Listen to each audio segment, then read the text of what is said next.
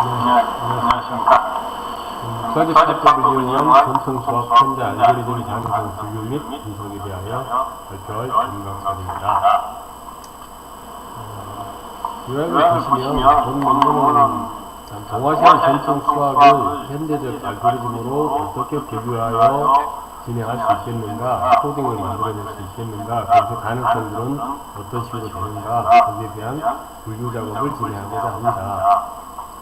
동아시아 전통 수학은 발달이 서양의 수학과는 약간 많이 다릅니다. 서양의 수학 같은 경우는 기하학을 바탕으로 면역적 논리 전개가 주로 이루어졌다면 동아시아의 수학은 실질적 계산량이 필요한 세금이라든가 국방 이런 것의 천문 이쪽에 대해서 많이 관련이 되어 있기 때문에 일단 기본적으로 귀납적 방식의 수학 도입법을 많이 사용했었고 얘네들을 실생활에 사용하고 이용하고 하는 데 주로 쓰였습니다. 그랬으면 일제 치하를 거치면서 동아시아의 수학 방식은 서양의 것들에 완전히 밀리게 되죠. 그래서 서양 수학 같은 경우는 현대 수학을 이루고 있는 모든 프로그래밍 기법의 기본 자료로 사용을 하고 있는 반면 우리 동아시아의 수학은 실질적으로 귀납적 방식을 사용하고 있었음에도 불구하고 프로그래밍이라든가 코딩이라든가 알고리즘 개발 이쪽으로는 전혀 사용이 되고 있지 않습니다.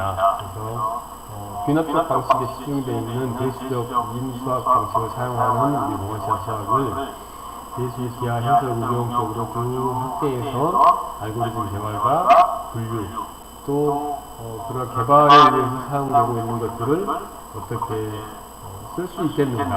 지금 현재 AI 기반으로 IT가 세상을 지배하고 있는 세상에서 위의 것들을 이용해서 또 다른 것들을 한번 개발해보는 것도 좋지 않겠는가 라는 개념으로 본 논문을 쓰게 됐습니다. 먼저 논문의 서론에서는 기본적인 내용들을 한번 살펴보겠는데 동아시아 수학이라고 해서 유럽 수학만이 세상을 지배하는 것처럼 있었던 게 아니라 기원 전부터 우리의 전통 수학과는 쭉 있었습니다. 예를 들면 동아시아 삼국, 당나라, 그다음에 우리는 고구려, 백제, 신라 이렇게 이어지는 그 속에서도 전통 수학 서적들은 100억 원 이상 꽤 많은 수학 서적들을 가지고 있었고요. 거기에서 구장산술, 양산법, 산학개모, 산법통정 등 우리 한국 한반도 내에서도 상당히 많은 수학 서적들을 가지고 있었습니다. 그 중에서 이제 우리는 임진왜란을 조선 중기를 거치면서 임진왜란 이후 전과 이후로 크게 살펴볼 수 있겠는데 임진왜란을 거치면서 전통 수학 서적들은 일본에 의해서 매우 많이 훼손이 되고 분실이 되는 사건이 일어납니다. 그래서 임진왜란 이후에 새로운 전통 수학 방식을 적용할 수 있는 서적들이 편집이 되고 발생이 되는데 그걸 바탕으로 해서 본 연구에서는 임진왜란 직후 생성된 가장 임진왜란 1597년 이후에 생성된 육사집 3법이라는 내용을 바탕으로 연구를 진행하고자 합니다. 그래서 이 본 연구에서는 전산학에서 다루는 대수, 해석, 응용수학적 문제들에 대해서 어떤 귀납적 알고리즘을 통해 가지고 우리의 전통 수학이 전산 알고리즘으로 개발할 수 있겠는가, 또 우리 전통 수학이 가지고 있는 귀납적 논리전개 방식을 현대적 알고리즘으로 어떻게 표현할 수 있는 그런 분류 체계를 어떻게 잡을 수 있겠는가, 얘네들을 살펴보고자 합니다.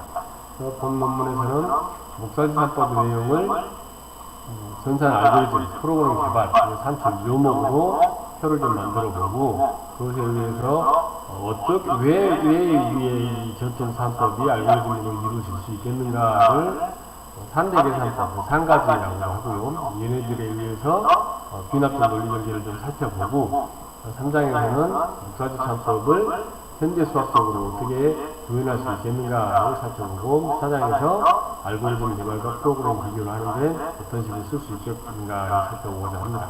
5장에서는 결론을 마무리 짓고자 합니다.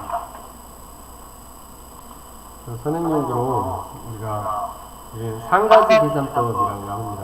즉 다시 말해서 우리의 전통 수학에서 다루고 있었던 모든 내용들은 상가지 또는 나무가지로 만들어진 걸 상가지라고 하고요. 대나무로 만드는 산대라고 합니다.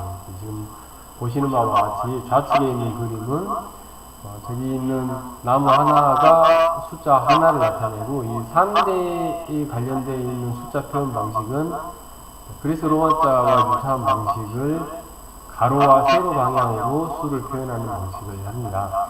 보시면 좌측 그림에서 막대기 하나 있는 거는 1이고 그 옆에 막대기가 하나, 둘, 셋, 다섯, 얘는 1, 2, 3, 4, 5 다섯 개를 나타내고 1이고 4를 나타내는 즉 5, 1, 4 이런 것들을 나타낸다는 것입니다. 그래서 이 두 번째 줄에 있는 이 막대기 두 개가 2를 나타내는 것이고, 그래서 왼쪽에 있는 그림은 루트 2에 관련되어 있는 것들, 즉 다시 말해서 y는 x제곱이라고 하는 2차 방정식계를 풀어내는 데 있어서 x값이 2인 값을 산출해주는 루트 2의 근사해를 구하는 방식을 전개 방식으로 했습니다. 얘를 알기 쉽게 지금 현재 수학으로 표시해주면 오른쪽에 있는 것은 루트 3에 관련된 내용입니다. 루트 3을 풀이하는 방식은 1과 3을 먼저 자리 배치를 해놓고 3에 가장 가까운 제곱근의 값 1. 그래서 이 1을 두 번 써주고 그것 두 개를 더하게 되면 2가 나옵니다.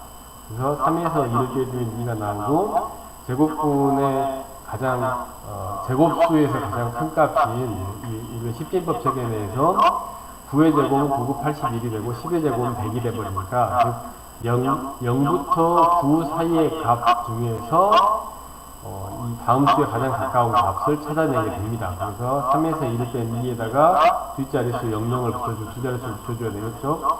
거기에서 위에서 내려온 1, 2를 더한 2에다가 어떤 임의의 수, 7은 이제 미지수가 되겠죠. 임의의 수를 집어넣고 그 수로 곱을 했더니 200보다 가장 작은 값을 찾아내게 되죠. 그렇게 되면 이걸 찾기 위해서는 이프 연산자를 이용해서 진행할 수 있겠죠. 이렇게 되면 27 곱하기 7은 343이 되고 189가 되고, 그래서 이걸 빼주면 1100이 나오게 되고, 그걸 또 빼주면 이 식으로, 즉 다시 말해서 덧셈과 곱셈, 뺄셈만으로 1.732 루트 3의 근사값인 1.732를 찾아낼 수 있다라고 볼 수가 있습니다.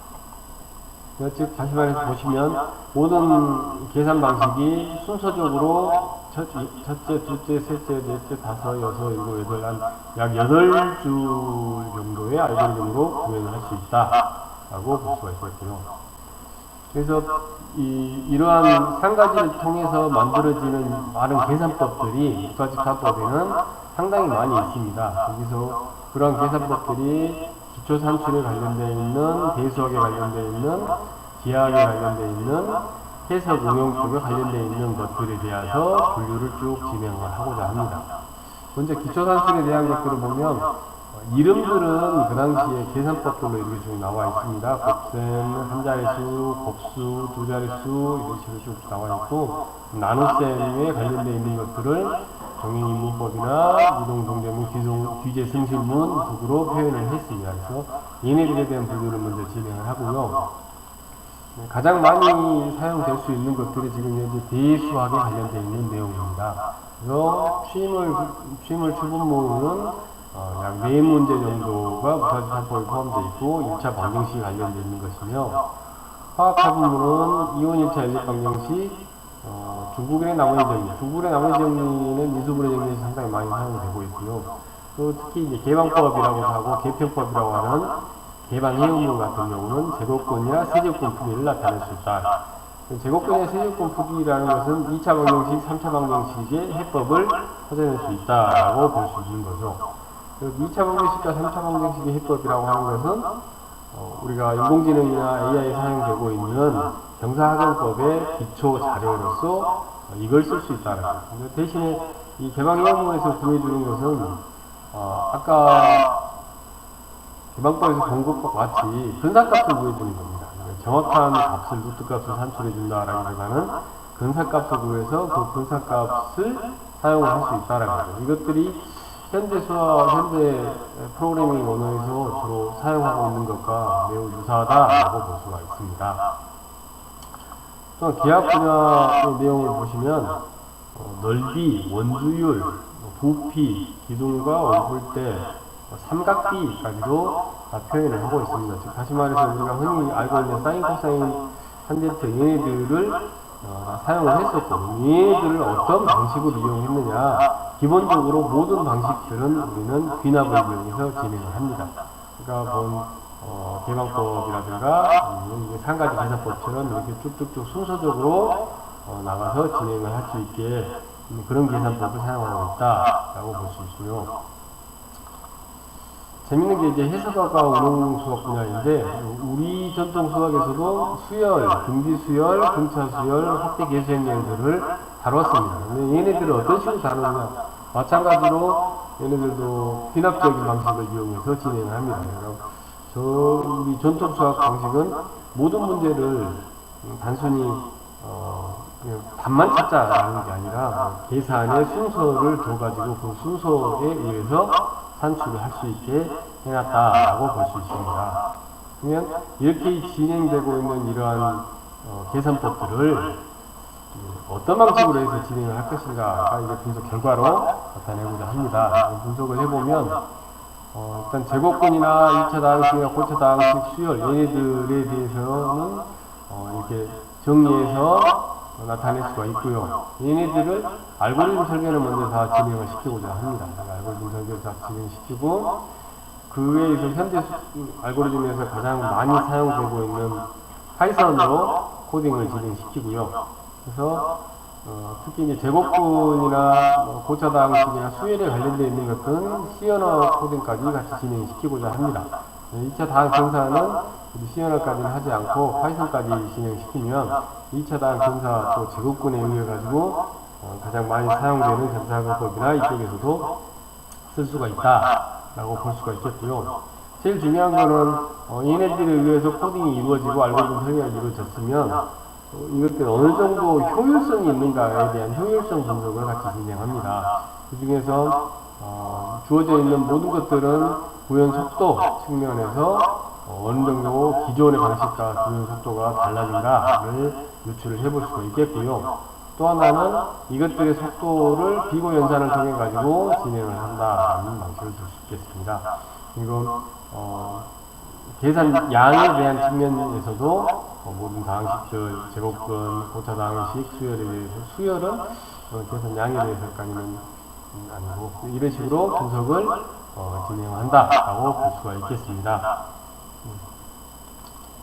마지막에 결론으로 가보시면 단순히 이제 전통 수학을 그냥 예전에 우리가 이것도 했었어 라고 하는 걸로 묻어두고 그냥 치부하고 일제에 의해서 묻혀버린 것들은 그냥 이런 상태로 그냥 계속 간다라고 하는 것은 좀 문제가 있다라고 볼 수 있겠고요. 그래서 지금 현재 AI나 메타버스가 세상을 다 뒤집었다라고 해도 과언이 아닌 그런 상태에서 전통 수학을 통한 3대 계산법, 얘네들은 동아시아에서 1000년 이상 계속 꾸준히 진행되어 왔기 때문에 이러한 것들을 이용해서 현대 수학의 귀납적 계산을 구현하기 위해서 상당히 학습적 아니면 후학들에게 전승시켜줄 수 있는 내용, 우리 수학이 어떤 식으로 쓸모가 있었는가, 우리가 서양에서는 이렇게 과학기술을 발달해 가는데 우리는 놀고 있었다, 이렇게 할 수 있는 어떤 약간 나약한 모습을 탈피할 수 있는 그 계기가 되지 않을까 이렇게 볼 수 있고요. 더구나 이제 본 연구로 인해서 전통 수학이라고 하는 것에 대한 새로운 접근법, 또 대부분 지금까지 전통 수학은 단순히 한문으로 표시되어 있는 것들을 번역해서 그것들을 어떻게 초등 수학이나 중등 수학 정도에 같이 융합해서 쓸 수 있겠는가 이 정도였었는데 본 연구 같은 경우는 교육적인 쓰임새도 물론이거니와 현재에 나와 있는 알고리즘에 대한 유목한 연구로서 계속 나올 수가 있겠고, 또한 이러한 알고리즘에 관련된 유목한 연구는 현재식으로 사용할 수 있는 어떤 프로그램 속에서 진행할 수도 있겠다라고 볼 수 있습니다. 또 특히 계산법을 완성을 시켜놓으면 기존에 우리가 알고 있었던 전통 과학기기들, 혼천이나 혼상이, 또 뭐 간이, 얘네들에 대한 복원, 또 수차라든가 이쪽에 관련되어 있는 보건 문제에서도 꽤 유용하게 사용할 수가 있다. 물론 더불어서 초등 고등학교의 어떤 보급으로도 용이하게 사용을 할 수 있다. 이렇게 볼 수 있겠습니다. 이상으로 발표를 마치도록 하겠습니다. 감사합니다.